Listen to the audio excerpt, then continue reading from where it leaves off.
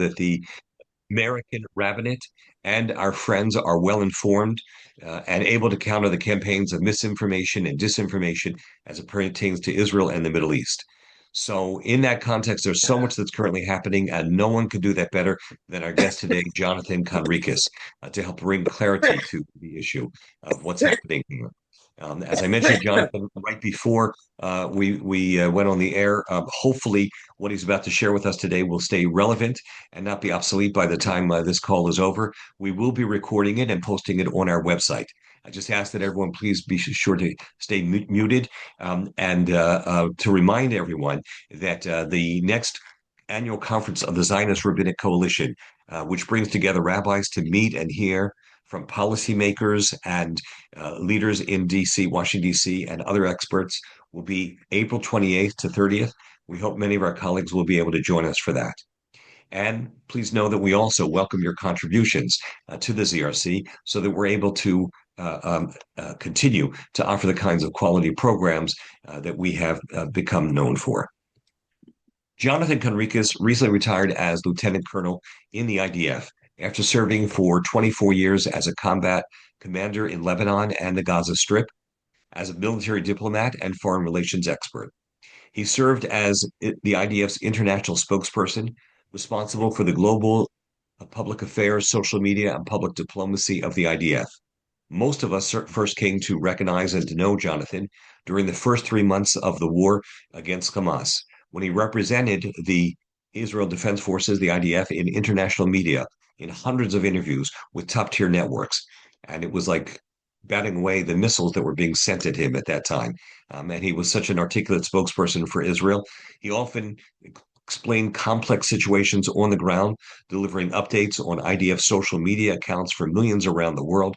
Currently a senior fellow at FDD, the Foundation for the Defense of Democracies. It's our pleasure to welcome today, FDD right there, Jonathan Conricus, who's coming to us from Israel. Welcome, Jonathan. Thank you so much for being with us today. Thank you, Rabbi. Shalom. A pleasure to be here. Thank you.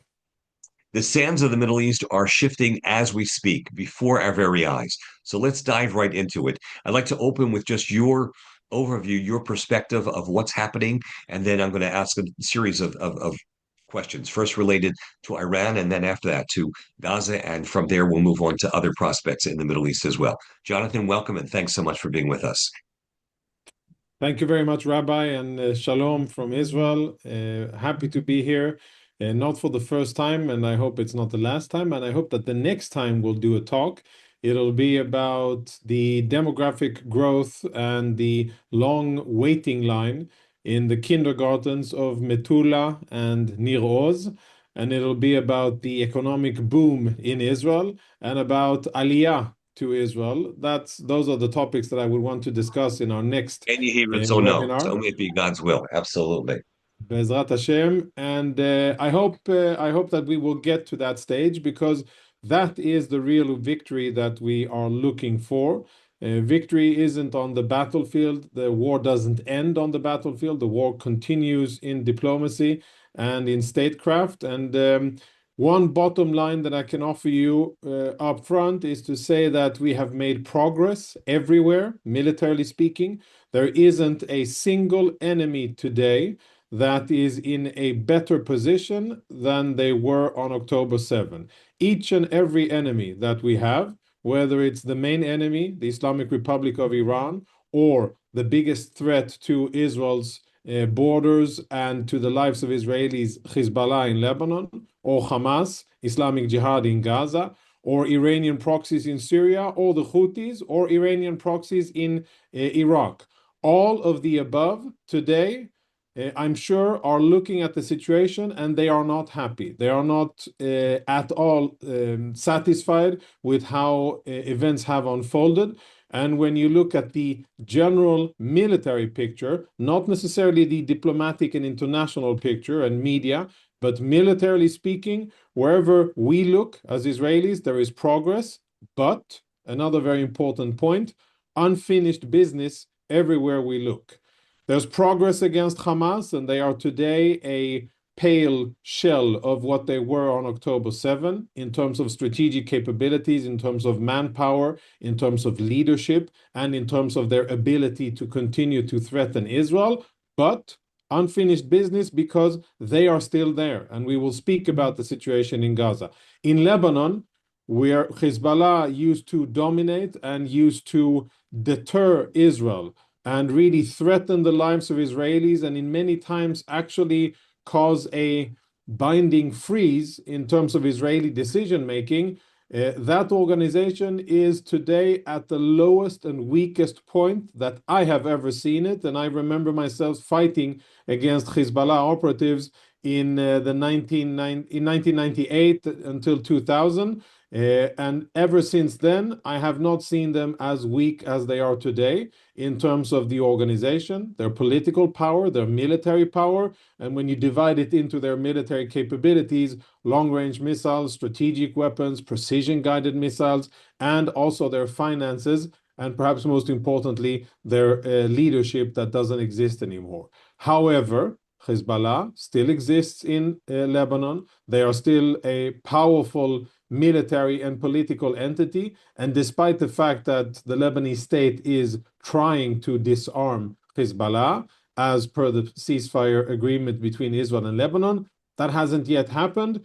And if we're generous with assessing the progress in Lebanon, we may say that they have done 30 to 40% in terms of disarming Hezbollah, mostly in southern Lebanon, which is closest to Israel. But the bottom line is the same: unfinished business. And we know, as you said, Rabbi, the sands of the Middle East, they have this tendency to whip up in a storm if organizations, jihadi organizations, are left intact and unchecked. And unfortunately, Hamas and Hezbollah, though defeated on the battlefield, still exist.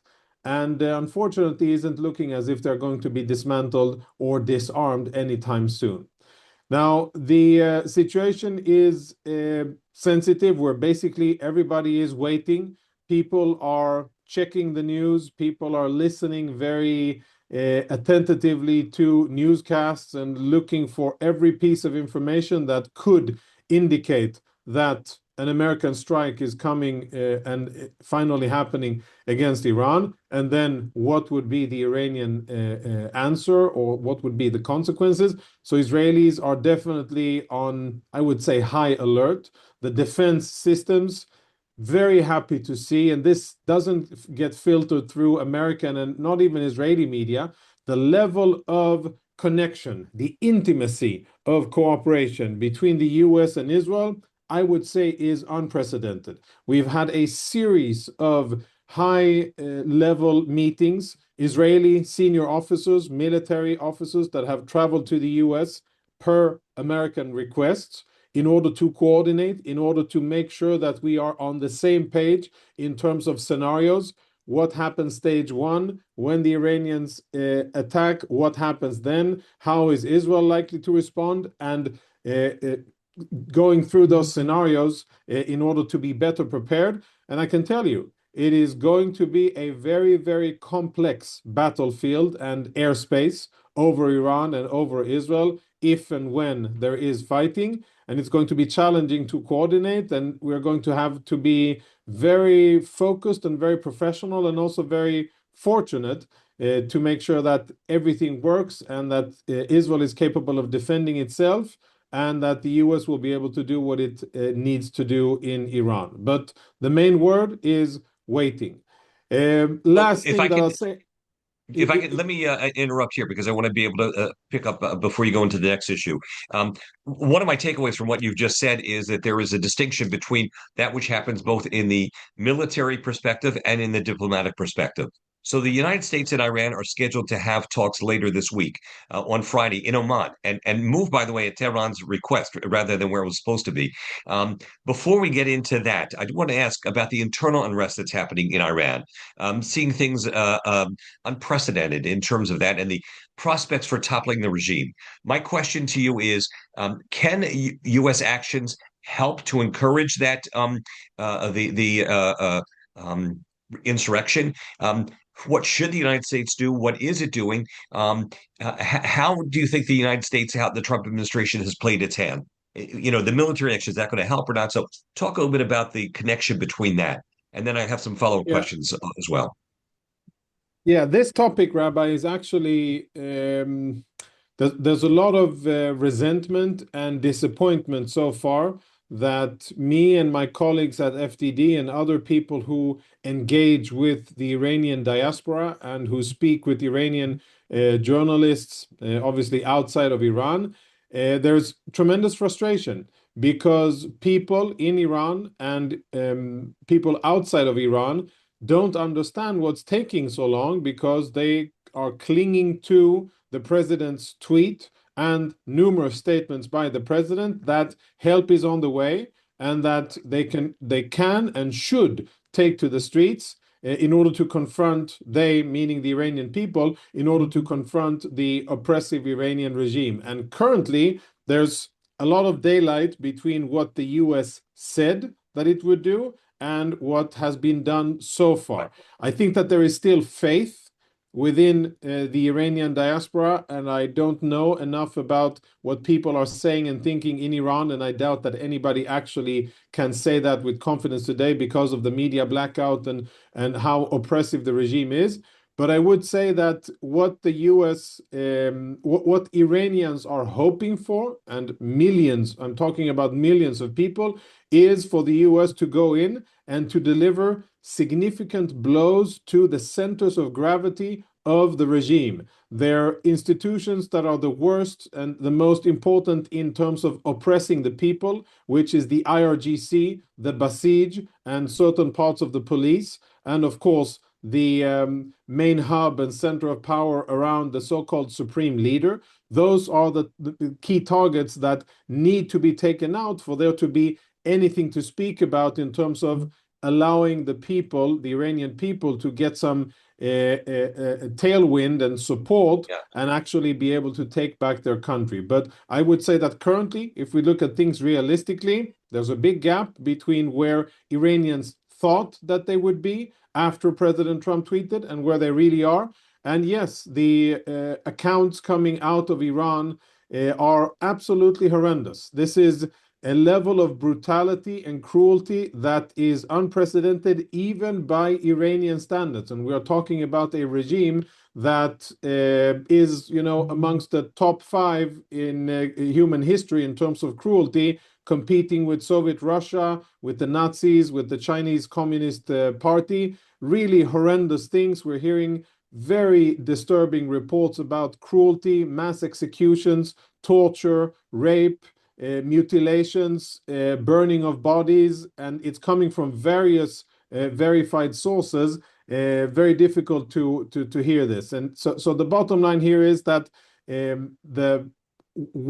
if and when the U.S. will strike, it will take a lot of energy for the Iranian people to summon the courage to go back out on the street and actually continue the protest that they were doing very bravely for almost a week. They did so until they were mowed down by the Iranian regime, by foreign mercenaries, using machine guns and using some of the most brutal tactics.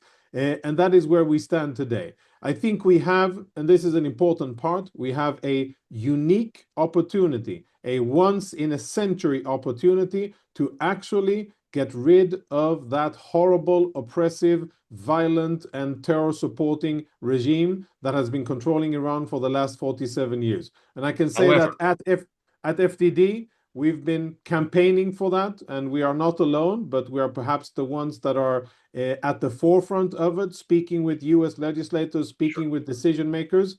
And in Israel, there are quite a lot of people from various parts of the political spectrum that are saying this openly. Now is the opportunity. We shouldn't be discussing nuclear issues. We shouldn't be discussing ballistic missiles. This is about the regime. And if this ends with the regime in place, a tremendous failure for the US and for the free world, and really an atrocity for the Iranian people. So that brings me to the question here, and that is, um, it seems as if Israel's goals and first of all that there are talks that are scheduled and the Iranians are great. They did this during the Obama administration. Well, let's talk next week. Next week, well, you know what? Let's talk the following week of pushing the can down the field. But beyond that, it seems as if what you've just said and outlining Israel's interest and the interest, what should be the interest of the entire free world, is a regime change. But it seems as if going into the talks, the United States is focusing much more on the nuclear issue and leaving aside support for the proxies, leaving aside regime change, kicking aside the whole aspect of the missiles, et cetera. So are there divergent approaches right now as to what to emphasize in these talks that are coming up? And again, it just may be that the Iranians are playing the United States again.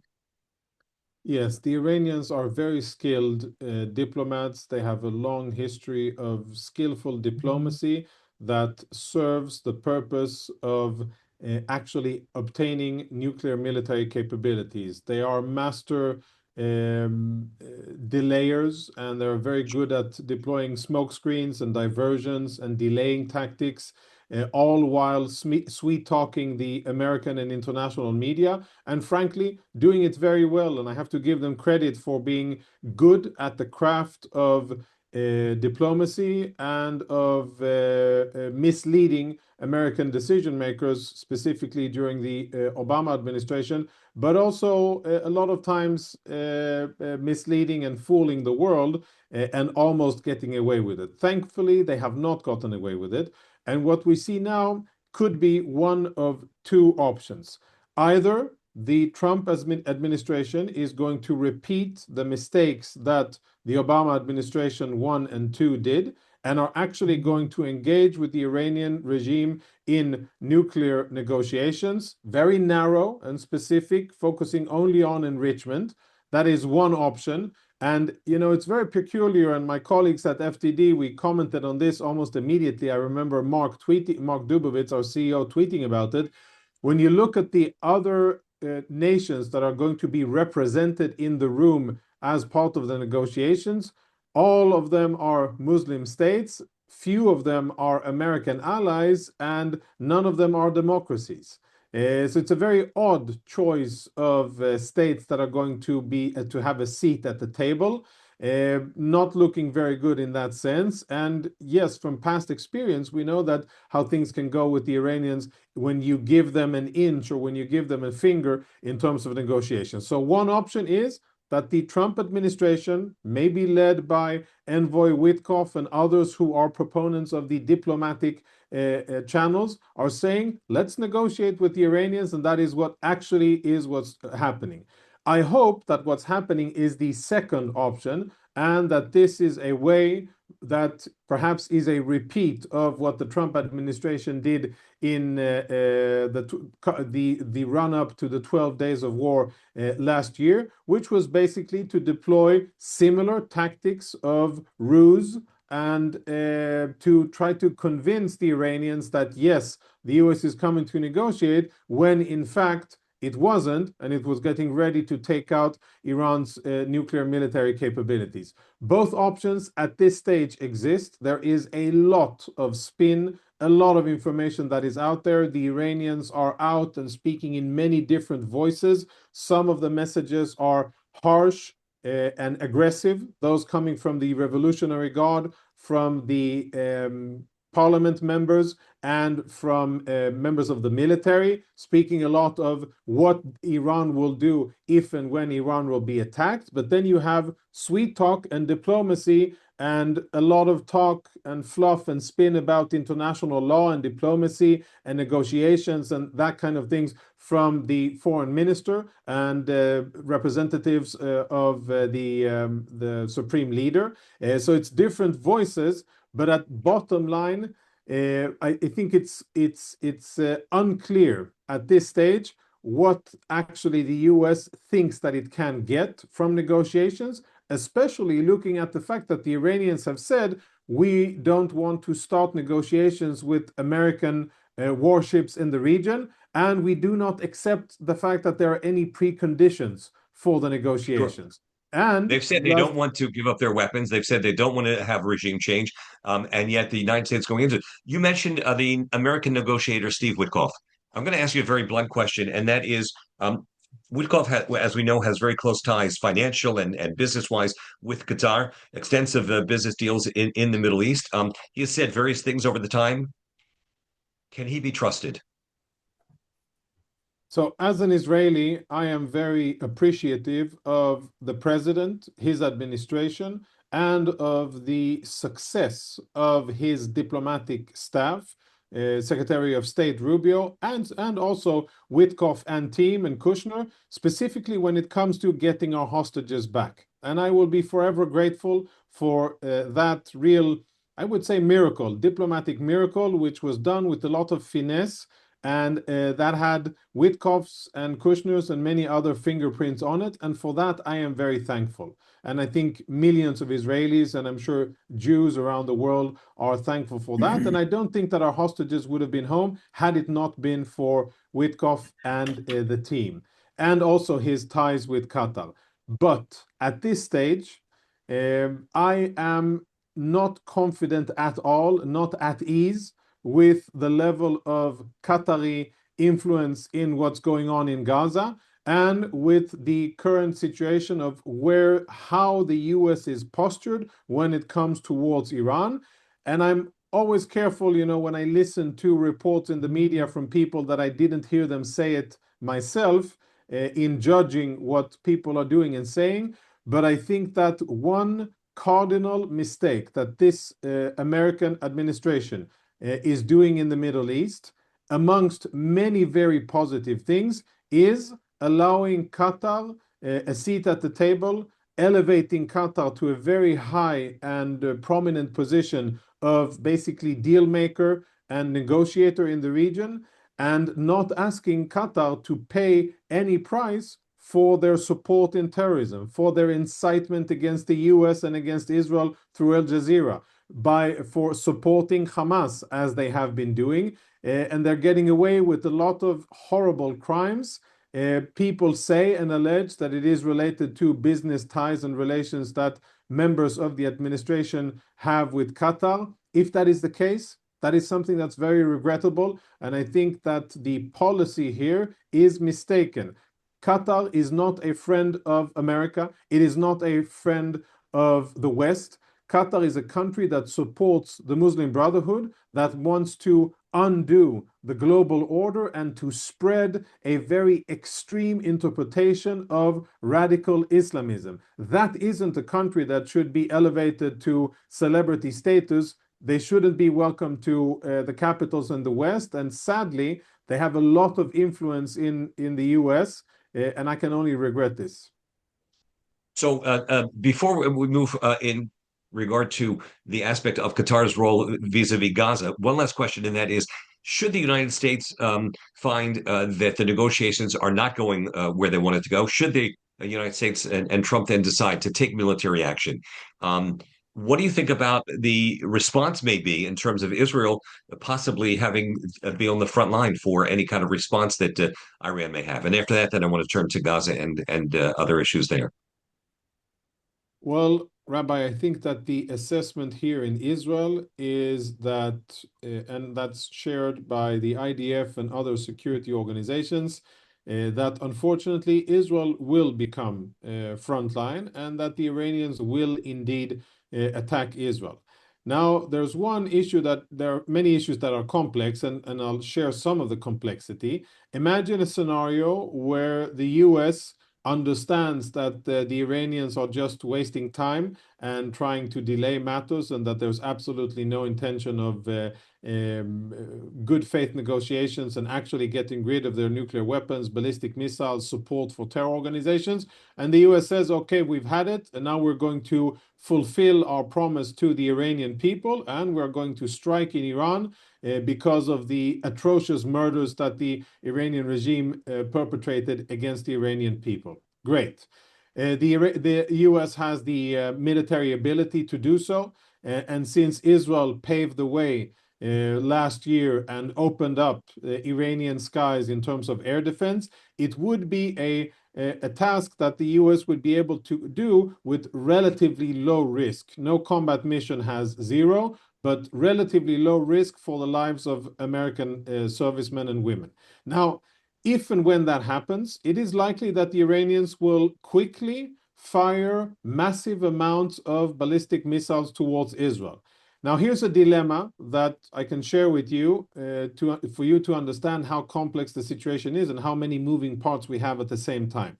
Israel, with its intel capabilities, will likely see and have advance warning when the Iranians prepare to fire a massive amount of missiles towards Israel. I think that it's pretty understandable that Israel will not allow that salvo of missiles to be fired, and that Israel will take active countermeasures, as in striking launchers and striking locations before the missiles are fired. Now, that can be a very complex situation, maybe something that the US would prefer Israel not to do, but I think something that Israel will be obliged to do in order to defend its civilians. And an important reference here is the 12 days of war last year, and I think the lessons that the Iranians have learned from that war. And I'm not talking about, the tough talk and the bravado and the, threatening statements of how strong they are and how powerful their military is. Put that aside. That's for domestic use, and I don't even think that Iranians believe in it. But when you look at the professional level, I'm quite sure that the Iranian IRGC, their ballistic missile units, and others have taken stock of the situation and understand that if they want to do anything meaningful against Israel, they will have a very narrow window of opportunity to do so. And I think we should anticipate, and we are anticipating, a massive amount of missiles to be fired in a short period of time. And I don't think that Israel is going to gamble with the lives of Israelis. And what we might see is an American strike, attempts by Iran to attack Israel, and a preemptive attack by Israel in order to save hundreds or thousands of Israeli civilians and not to allow the Iranians that opportunity to strike Israel. So, as we're discussing this from the military aspect, as we said before, there's the military front and the diplomatic front. Um, uh, from your perspective, Israel achieved quite a military miracle, and that is that the 250 hostages have all been returned. Unfortunately, not all of them came back alive. But when I was with Ron Dermer this summer, he said that Hamas thought they had 10 years of negotiations being able to hold on to these hostages. And it was just confirmed by Gal Hirsch, the negotiator. So, first of all, just from the military perspective, would you comment on that? Like, when the October 7th occurred, what did you, in your assessment, and you at that time were very involved in all of this, what did you think the prospects were for being able to get everybody back eventually? Just like not to demean the importance here, but just like when you hire a contractor to do a job for you, usually they'll tell you that you cannot have it high quality, fast, and cheap. Something has to give, and you have to prioritize how you want it. In our case in the war, I pretty early understood, and I am on record saying that we had three war goals. One, to defeat Hamas militarily. Two, to unseat them from power in Gaza. And three, to get back our hostages. One and two have not been achieved. Three has been achieved. And I think this is related to how Israel approached it and exactly the game plan of President of Hamas and what they tried to do. I think that me personally, I believe, and I'm not getting into American politics. I can understand and totally respect that there are diverse views about President Trump. I can say from my perspective here in Israel that I think that had President Trump not been elected and come into power, I think Israel would have lost the war and Hamas would indeed have had 10 years to negotiate and to leverage the hostages, because Israel would have been forced to stop the war short of achieving its goals. And I am very thankful that that is not the situation. Personally, I questioned, and it was difficult to imagine a day where all of the Israeli hostages were brought back alive. I thought that Hamas would, stay true to their strategy and try to keep at least a few key important assets under their control. And I was pleasantly and very happily surprised when that proved not to be the case. And again, coming back to my thanks to the people who made it possible. IDF soldiers and commanders on the ground, Shabak intel collectors, applying pressure on Hamas and on their leadership. But it wouldn't have happened had it not been for the Trump administration, President Trump specifically, and his team, who were able to craft this deal. Of course, you mentioned Minister Dermer had a crucial role in interacting with the Americans and making sure that Israel's interests were represented. But if we're honest about the situation, I want goal number 1 and 2 to be achieved, to disarm Hamas and unseat them from political power in Gaza. If we don't achieve those 2 strategic goals, then we will have to fight in Gaza again, and we will find ourselves with a terrorist organization that in a few years will make a lot of efforts to rebuild itself and may even be rebuilt. And that is something that I think that is a reality that we really need to work hard to in order to prevent. At this stage, I'm very concerned that it isn't being prevented, and Hamas is still in power and still has weapons. So picking up on that, the Gaza Peace Board is supposed to be reconstructing Gaza, and we now have Turkey as part of that organization, part of that group, as is Qatar. Certainly, no friends of Israel. So, what are the prospects for the ultimate dismantlement of Hamas and its being disarmed? Obviously, you express some skepticism. I understand that and certainly agree with that. And now, also, by the way, they even changed the logo, incorporating the Palestinian Authority into that. So, what do you, how do we achieve those goals? Can we achieve those goals? What do you think about that?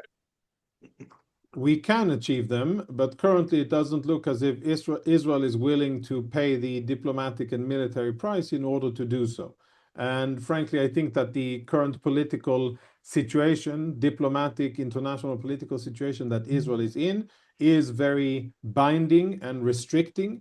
And I acknowledge with dissatisfaction that it looks as if Hamas is going to be allowed to continue to have weapons. Nobody's coming to disarm them. I do not see an international stabilization force coming into existence. And if that isn't happening, then it's either Israel dismantling Hamas, doing it what's been referred to by the Prime Minister the hard way, or none. And if we're not doing it, it's not happening. And that is the zero in the multiplication equation, right? When you put the zero, all of the other numbers, they don't matter because you will get a zero. And an armed Hamas in this case means that in the future, when they'll have the ability, the time, the resources, they will get strategic weapons and they will again try to fight Israel, because that is their ethos. That is their very reason for existing. They do not aim to exist and control Gaza only. Their sole purpose in life is to take over the state of Israel, what they call Palestine, to kill or expel all of the Jews and to implement an Islamic state in that area. And anybody who refuses to recognize that, I think, is very naive and ignorant and hasn't been paying attention for the last 40 or so years, but specifically also after October 7th. So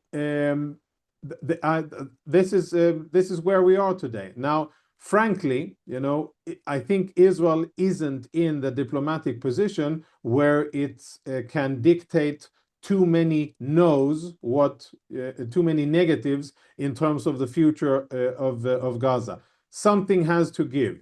It's either Israel controls it, military rule, we own it, we break it, we own it, and we have to administer it with soldiers and military governance, etc. That isn't happening now, and that isn't what the world is allowing Israel to do. And frankly, I'm not sure that that is the best option. Second option is what we have now, which is de facto the Palestinian Authority getting invited and coming in the back door, but soon they will be front in the main part of the building, and they will be governing Gaza at least outwardly. And the most important part is that we will still have Hamas in existence and in control over We Gaza. know there's no love lost between the PA and Hamas. Might if the PA comes Correct. in, might they be a tool who could help to disarm Hamas and to minimize their influence there? Relatively, yes. And that's why I say that Israel, cannot say no to everything. And we've heard the prime minister say that we're not going to allow or tolerate the Palestinian Authority. I think that's a bit disingenuous because Palestinian Authority is in Gaza. They are represented and they're going to be represented, whether Israel admits it, allows it, likes it or not. That is factual. I am not a fan of the Palestinian Authority. I think it is a corrupt, terror supporting enemy of the state of Israel. They are an enemy in the sense that they do not recognize our right to exist here, to live in peace, and they support terrorism financially, institutionally. And of course, the Palestinian Authority is behind a lot of anti-Israeli campaigns in international fora, legal warfare, and also economic warfare against Israel. So I'm definitely not a fan of the PA. But I'm saying realistically, when we look at the various options available, they are perhaps the least negative option. I prefer them over Hamas. And I think that is what the US administration, the Europeans, the Egyptians, and many others believe and think as well. It is frustrating to see, however, that a condition, a very important basic condition that was stipulated very clearly in President Trump's peace plan and also in the Security Council was for significant reform in the PA as a condition for them to be able to effectively take control over the Gaza Strip or to have that technocratic government. That hasn't happened. There has not been any reform. Mahmoud Abbas is, I think it's year 22 or 21 of his 4-year term as chairman of the Palestinian Authority. It is a body that is rife with corruption, with nepotism. It is hated and loathed by Arabs themselves in Judea and Samaria. And of course, as you said, animosity and lots of bad blood between the PA and Hamas. So I don't have hopes of good governance from the PA. I don't have hopes of good governance from the PA, but if I have to choose between the PA and Hamas, yeah, I would probably also choose the PA or this, front government of the so-called technocrats that allegedly are supposed to govern Gaza. I just want to mention that's why the work of the Zionist Rabbinic Coalition is so important to help to get out the message about the need to recognize the unity that exists with Israel and what Israel is combating on all fronts.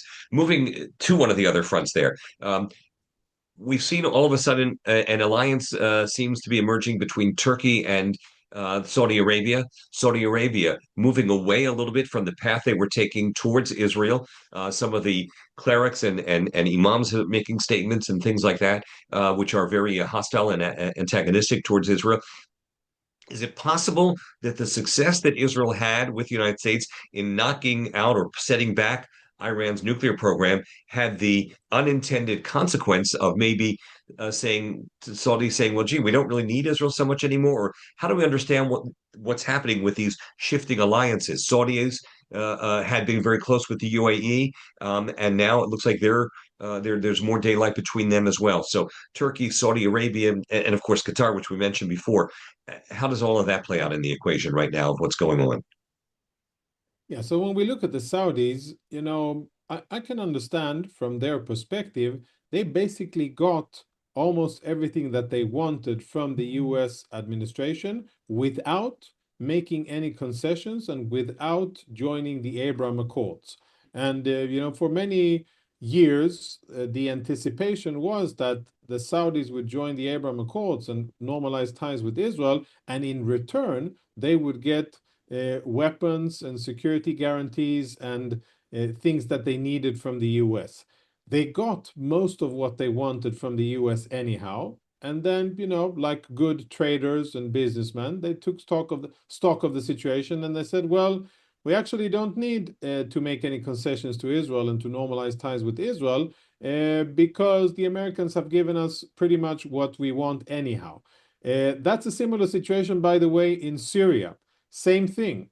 U.S. negotiated directly, specifically through envoy Tom Barrack, and the Syrian regime, Al-Jolani or Ahmad al-Sharia, got sanctions relief and open doors for American investment. And it was not conditioned on any type of deal, security deal, or anything else positive with Israel. And as a result, once the Syrians got what they wanted in terms of economy and input from the US, they don't feel compelled to actually make any political deals with Israel. And I think that that's a worrying trend. I was also equally disturbed and frankly disappointed when the US negotiated directly with the Houthis and made a deal with them a year and a half ago, which didn't include Israel, where Israel wasn't part of negotiations and had very little influence on what was happening.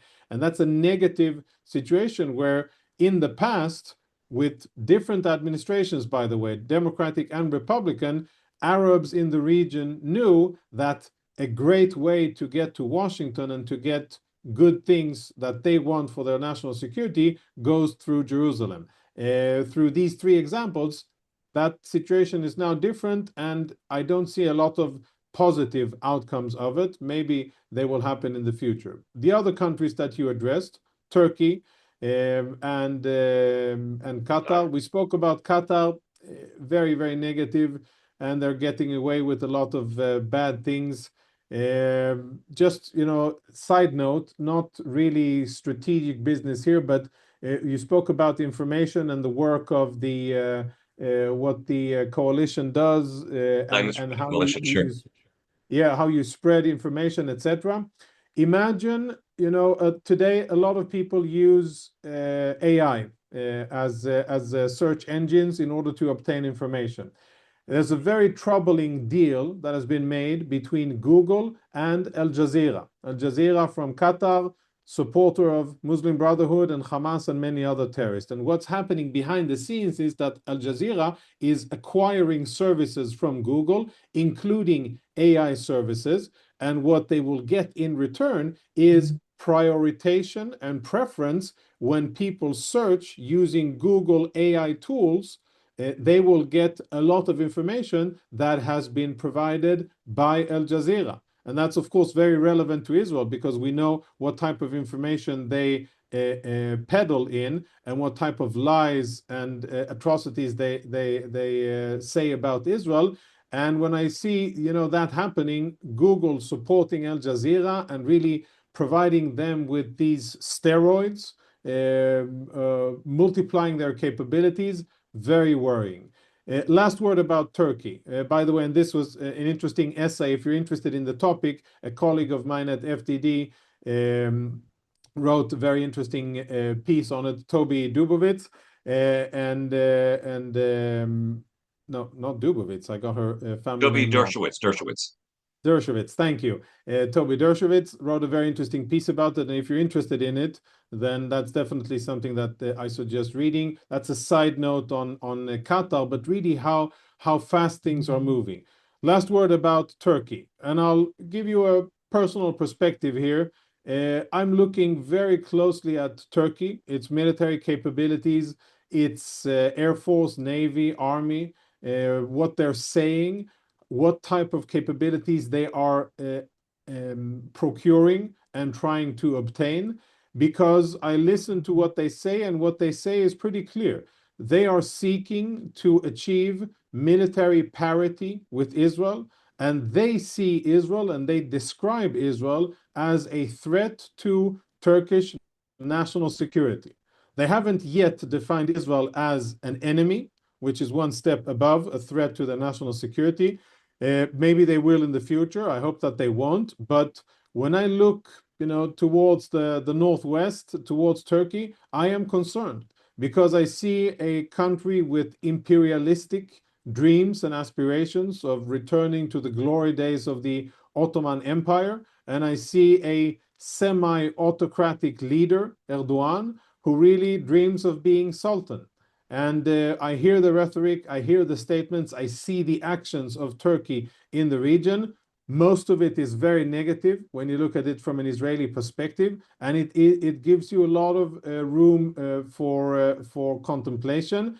And again, as an Israeli, I am concerned by the fact that this is another country that is on the good side of this US administration, despite the fact that they are not good allies of the US, despite the fact that they are supporting the Brotherhood, which the US has defined as an international terrorist organization, despite the fact that they are supporting Hamas, despite the fact that they are, I would say, disloyal members of NATO, using Russian tech and hoping to get American advanced tech and perhaps spreading trading in their qualities and secrets. A lot of bad things that the Turks are doing. And it concerns me that for dubious reasons, they are lauded, applauded, and welcomed to the US. And a lot of it is at Israel's expense. So, in certain respects, as I'm listening to the analysis you just presented, it's a little bit of a mixed bag referring to the Trump administration. It was unbelievably supportive during the war, and both in terms of getting out the hostages and so on. And Prime Minister Netanyahu would say that. And yet, on these other side issues, there has not been the consistent of trying to align the United States with Israel. And your assessment there that for so long the Arab world understood and knew, even during difficult times with American administrations, that the way to America was through Israel. Many years ago, I heard President Ezra Weitzman, shows you how long ago it is, get a call from someone asking him, another country saying, we need such and such. Can you talk to the President of the United States to get it for us? Is that breaking down a little bit? Is it mixed messages in terms of how the Trump administration is handling these issues? I mean, as an Israeli, I am very grateful for the bond that we have, for the cooperation, for the tremendous support that Israel has gotten, is getting, and will be getting in the future from the US. I'm very appreciative of the diplomatic umbrella. I am very appreciative of the support. And as I said, I don't think that the war would have ended, the war against Hamas in Gaza would have ended as well as it did, in fact, end with Israeli hostages back, had it not been for the for the election of President Trump and his specific policies that brought things to a close.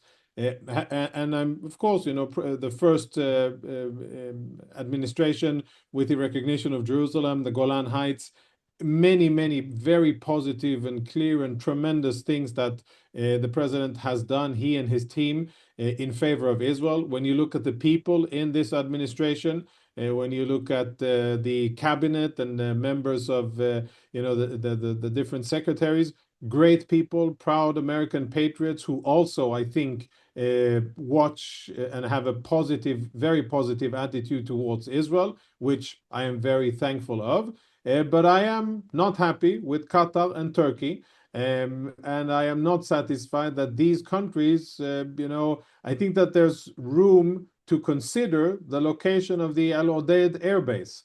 I think that the Saudis and the Emiratis would be delighted to offer the US much better conditions to have that important air base in the Middle East. And I think it would serve American interest much better.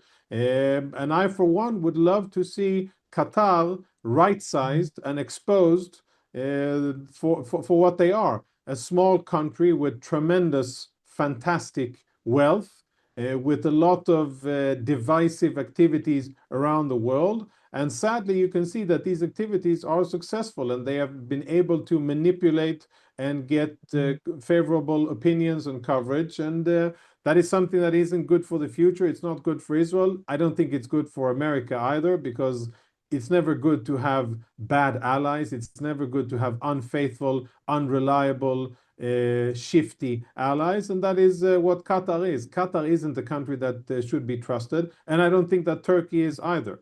So therefore, it is concerning for me. But if I have to, sum total, overwhelmingly positive in terms of the relations between the US in general, but specifically this administration, the level of cooperation, the intimacy. And, there are a lot of people around the world who wish to create daylight between Washington and Jerusalem, who dream about it, who write about it, and then time and time again, they are disappointed when actions on the ground are clear and decisive, and where it's evident how close we are and how well we are coordinated and how well we exchange intelligence and plan together and make decisions together. The president and Prime Minister Netanyahu definitely have a special relationship where they're able to communicate clearly and make tough historical decisions together. That is not something that I take for granted at all. Um, at the beginning, you mentioned something about Lebanon and Hezbollah, which is, of course, was one of Iran's primary proxies in terms of its proximity to Israel. According to the agreement, Hezbollah is supposed to be disarming, supposed to be coming into the Lebanese government. Um, so, what do you see as the prospects for that scenario there? Yeah, so let's, bottom line, when we look at what Hezbollah is, what the state of Lebanon is, I think we have to calibrate our expectations. Hezbollah is not going anywhere. Hezbollah, at best, will be only a very powerful political party. Realistically, I think we should assume that Hezbollah will maintain some type of military capabilities. Maybe they will be weakened a little bit more, and maybe we can be successful in preventing Hezbollah from replenishing their strategic weapons, the long-range rockets, the big missiles, precision-guided missiles, the shore-to-sea missiles, and other things that Hezbollah had before October 7 that they either used or we destroyed. But realistically, Lebanon is an extremely complex and fragile political entity.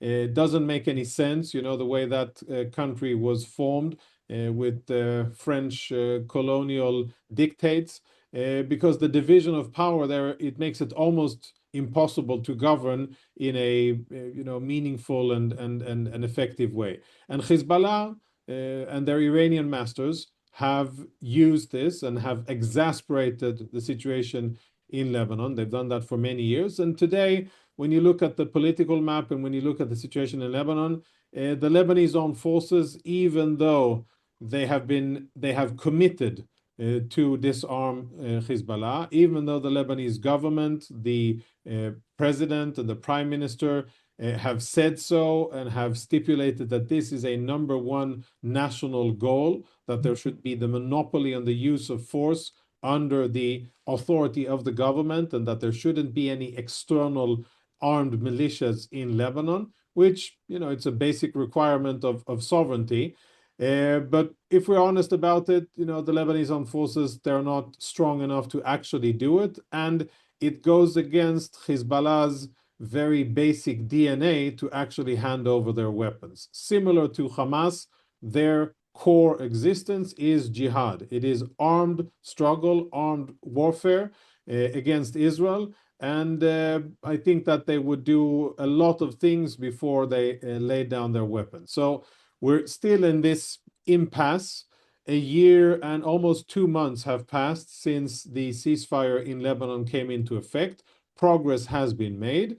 Israel continues, and this is an important important difference here. When you look at the situation in Lebanon and compare it to the situation in Gaza, in Lebanon, Israel enjoys almost unlimited freedom of action. And hardly a day goes by where Israel doesn't strike Hezbollah targets, whether it's personnel or infrastructure. And Israel does that with American support and approval and without any significant diplomatic consequences. And that is important because that's a very big difference to the situation in Gaza. In Gaza, Israel is limited in its freedom of movement and its ability to actually protect itself.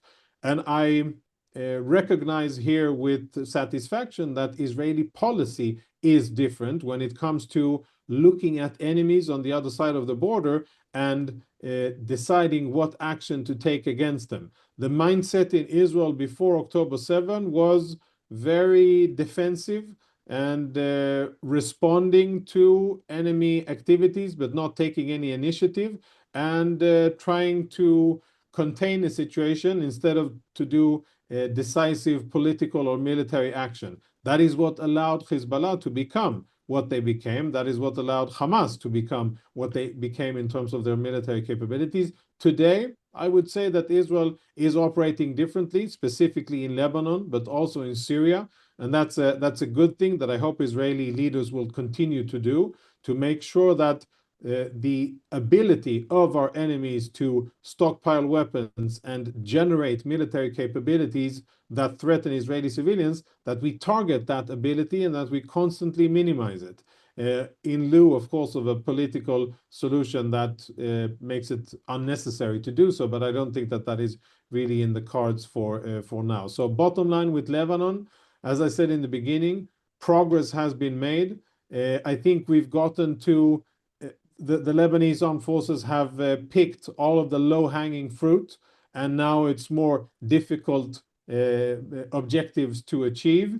And it doesn't look as if they're politically motivated or have the leadership to actually go in and disarm Hezbollah, even though they have committed to it and said, and even though the US is demanding it and Israel is demanding it. But bottom line, I think Hezbollah will lay low, continue to lay low for a while. And of course, things are very much related to what's happening in Iran. If the Iranian regime is severely weakened or overthrown, that will be a very big moment for a positive moment for Lebanon, because then Hezbollah will be without their strategic benefactor, and that will really shuffle the political and military cards in the country. It could lead to instability, but eventually I think it will lead to a safer and stronger and better situation with Lebanon. I don't want to be seen as, overly optimistic and detached, but if the Iranian regime falls, I think there's a very good chance of having peace with Lebanon in a matter of a year or two, because the interests would be there and it would serve the Lebanese tremendously to make peace with Israel. But I don't think that's going to happen as long as Hezbollah is strong, and Hezbollah will continue to exist and be strong as long as the Iranian regime exists.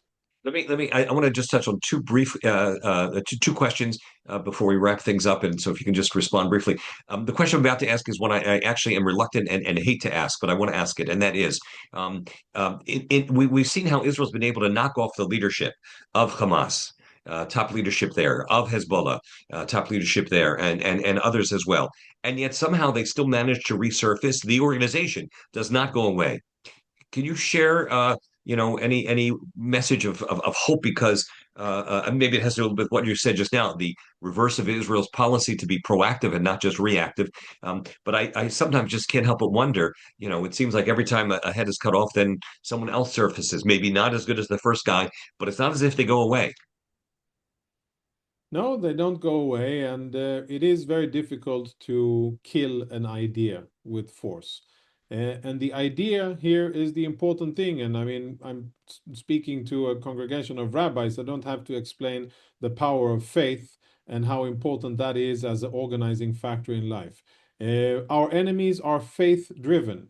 Hamas and Hezbollah, the Iranian regime, Islamic Jihad, are faith-driven, and they believe that it is their duty as Muslims to fight the Jews and to eliminate Israel.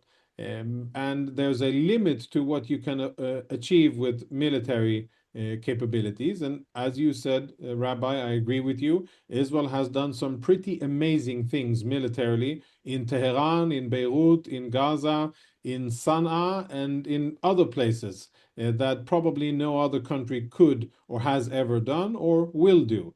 But that is one part of the equation. The other issue is that as long as they believe that that is what they want to achieve and that is their purpose in life, we're going to have to continue to fight and defend ourselves, which isn't, what I would want our future to be, not for myself, not for my children or grandchildren here in Israel. Bezat Hashem, one day there will be grandchildren. But that is, a somber assessment of the reality. That is, by the way, also what a lot of the people who call themselves Palestinians, Arabs in the land of Israel, that's also what they believe, that this is Muslim land and that the only legitimate government that can be here is a Muslim government and that the Jewish state doesn't have a place. We are still in this at this stage of the conflict, the equation.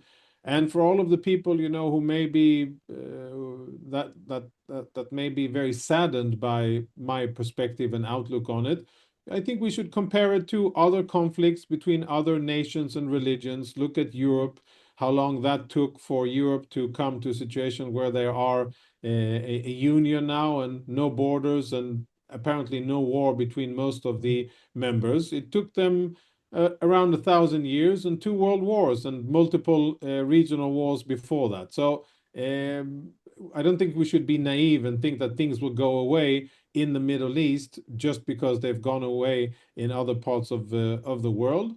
So it isn't in that sense, it's not a positive, peaceful outlook, but I think it's the realistic one. But I think that you can still achieve very good things, even though this would be the situation around us. You can seek inspiration from our relations with Jordan and with Egypt. Not perfect, far from it, but we're not at war, and we have found some ways to communicate and mutually benefit the interests of our countries without fighting. I believe that is possible, as I said, in Lebanon. I don't think any peace, any reconciliation is possible with Hezbollah and Hamas and with the Iranian regime because their entire existence is about wiping Israel off the map. But we shouldn't despair. We should continue to be strong and to fight and to focus on the positive and find good ways to ensure the future of the state of Israel. And at this stage, coming back to the beginning of our conversation, we are, militarily speaking, at a much better position today than we were on October 7th. For sure, and let's also not forget the amazing resilience of the Israeli people and of the economy, and that truly is a source of inspiration to all of us. Jonathan, you've done an unbelievable job just giving us a phenomenal perspective. The last question I want to ask you is the one that many of us hear all the time, and I'm sure you've heard it as well, especially having been involved so much in helping to explain to the world what Israel was doing, and yet we often hear, "Oh, Israel's PR is not good," and so on. How do you respond to that when that's said? Yeah, I think that essentially it's true. Israel's public affairs isn't good enough. It isn't fit for task. It's not fit for purpose. And the state of Israel does not invest relevant resources to deal with the challenges that the state of Israel faces when it comes to public relations and everything related to the media. I think Israel invests a lot, but it doesn't invest enough. We don't have enough people, resources. We don't have enough seniors, prime minister, etc. That in terms of the time that they spend and invest in the topic, not nearly enough. And I think we have to recognize that Israel is unique in the level of scrutiny that it is under, the level of criticism that it faces for its actions and its inactions. And it's a country that perhaps deals with the most challenging media environment in the world. We can debate whether that's true or not, and we can say that we don't like it, it's unfair, it's anti-Semitism, it is bias, many things that are true. There is a lot of anti-Semitism, there are a lot of double standards, but that's beside the point. That is the situation that we have to deal with. It would be similar to saying, from an Israeli perspective, oh, why should we have to spend so much money on air defense, on being able to shoot down rockets? So much resources. Well, okay, it is a lot of resources, but if you want to protect your civilians, you have to invest in Iron Dome and David Sling and Arrow and an Air Force, etc., etc. Why? Because that's the priority. The State of Israel has not yet made that decision to invest the relevant resources to prioritize international media and to fight that battle, that very important eighth dimension or eighth frontier, which we are fighting, where we are present, and we are still not doing it well enough. And I regret that. I tried to change that in Israel, and I've tried to get Israeli decision makers to act differently. Some places I've seen some progress, but bottom line is that relative to the challenge that we face, we are far behind, and we need to be doing more. We have tremendously talented people. We have great spokespeople that should uh, be part of the official establishment, but we also have a lot of I would say, lousy politicians and leaders that fail to recognize the importance of this issue, and by doing so, are doing long-term strategic damage, not only to Israel and to Israelis and the ability of Israel as a state to pursue its strategic goals, but also to Jews around the world. And I think that's sad, but I hope that will change with different leadership in Israel and with a different political climate. I think it will. And I think that we will see better days in terms of communication. I don't know how much worse it can get, but I think we will see better days. Well, it's one of the reasons why our upcoming conference in April is entitled The Eighth Front: What Rabbis Need to Know and What Rabbis Need to Do. And so we'll be exploring that issue. Thank God we have you, who is such a excellent spokesperson for Israel, having served both officially previously and now in your capacity with the FDD. So, Jonathan, I can't thank you enough. This has just been a wonderful perception and analysis of what's going on. We're deeply grateful to you for that. And we encourage people to please be a part of the ZRC, Zionist Rabbinic Coalition, and to support our work, just as we are supportive of all that Jonathan and the people of Israel are doing. So, on that note, to be continued. We'll see what happens in the upcoming days with the negotiations with Iran, and let us hope that the vision that we all want for peace in our time, that it may come to pass. So thank you. B'ezrat Hashem. Thank you, Rabbi. Thank you so much. With that, our call is concluded. Have a good day, everyone. Thank you.